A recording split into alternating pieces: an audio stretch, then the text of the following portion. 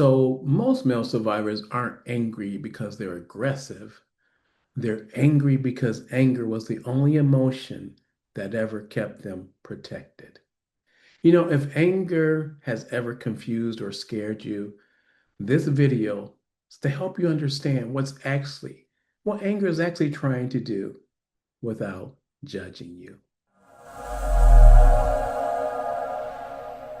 All right, so let's name the misunderstanding that's going on here. Let's start off first by saying that anger is not a flaw. So, anger is not proof that you're dangerous. It's not evidence that you're broken, and it's not something that needs to be eliminated. Now, for male survivors, anger was allowed when nothing else was.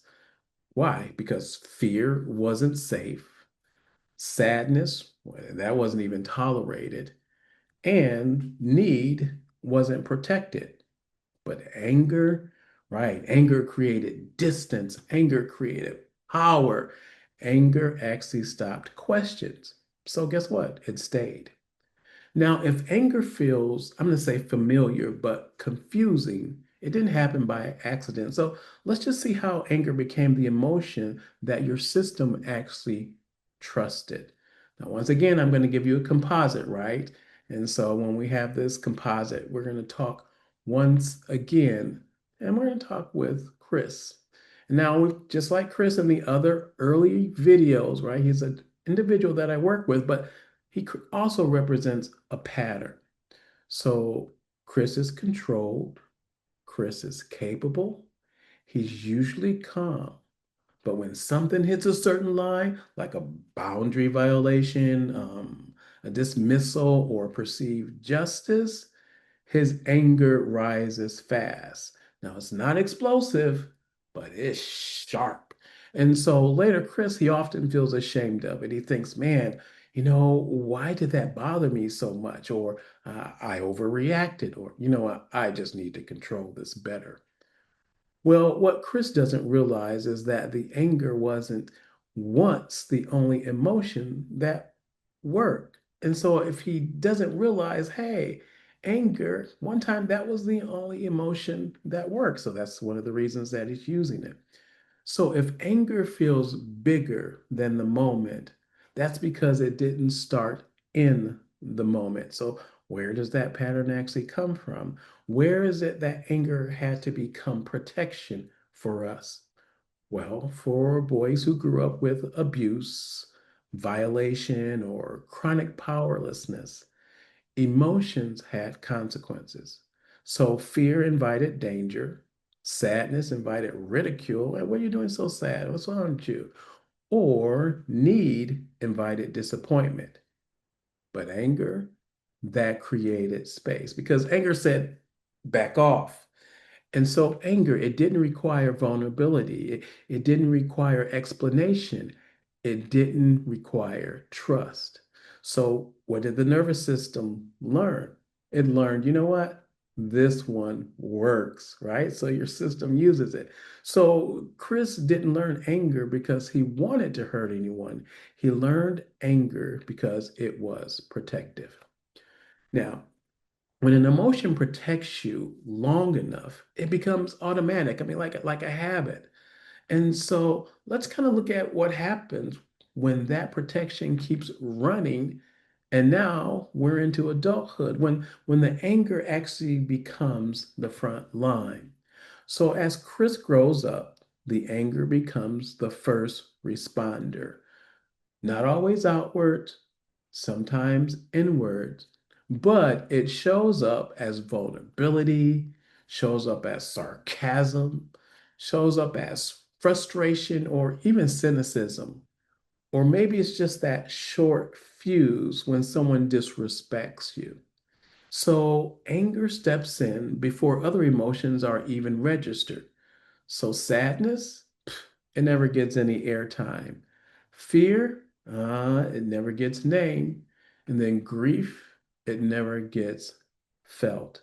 Why? Because anger doesn't ask permission, it just acts. And usually it acts so fast that then for us it feels like it's a problem.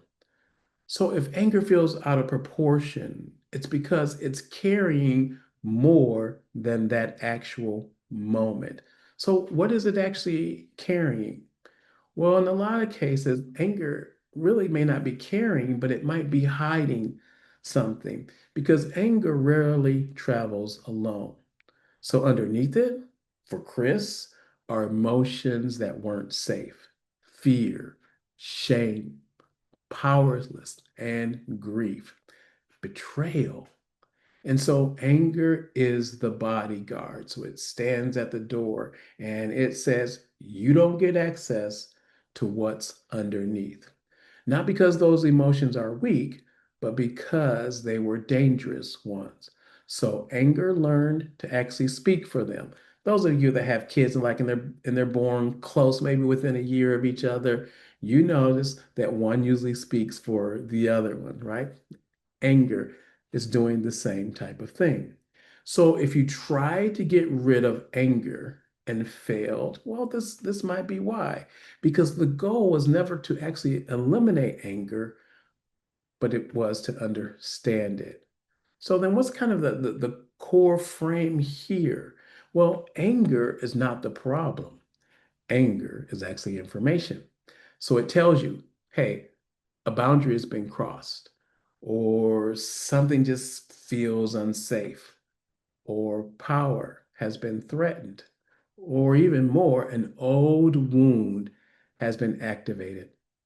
So for Chris, anger, it wasn't lying, it was just speaking the only language that his system actually trusted.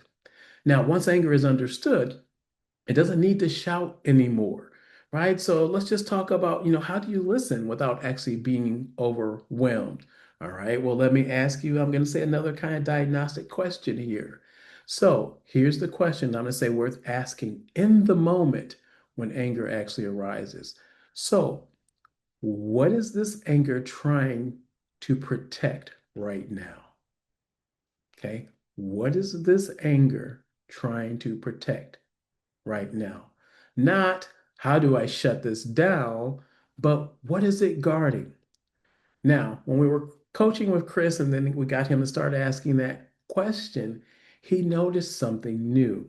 He noticed that his anger often rose when he felt dismissed, when he felt powerless, and when he felt unseen. And so the anger wasn't random, it was precise, like a surgical tool.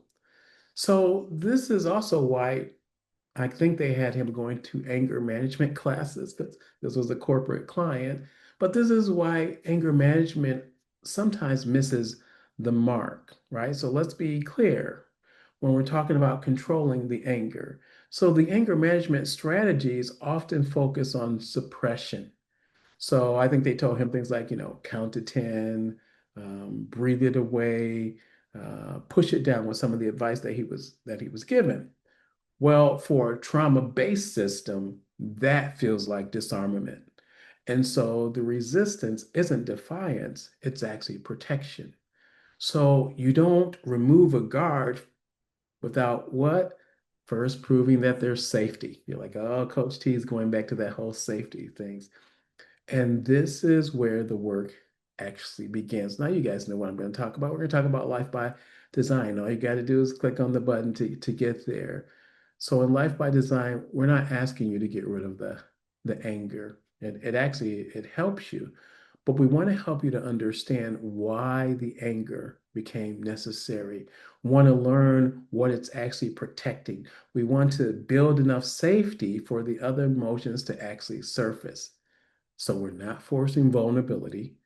We're not flooding emotions, but by working with the nervous system and not against it.